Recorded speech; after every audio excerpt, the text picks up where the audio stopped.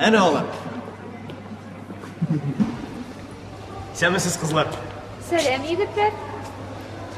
Komile? Iyi, biz Komile bilan spektakl qarorga keldik. İyi, meni Emine chaqirdi. Ha, meni de Azat chaqirdi.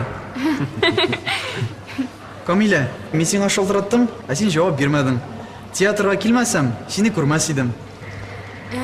Men imtihon vaqtida telefonimning tovushini bitirgan edim. Ondan so'ng bu turida unutganman. G'afur et, Ruzal.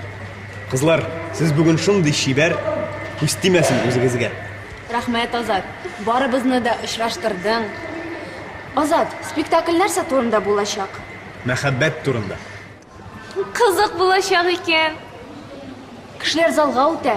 Aydagiz, bizda kirib o'tiraylik. Onlari o'ng'aysiz bo'lar. Tanaffusda suylashamiz. Eyda Emine.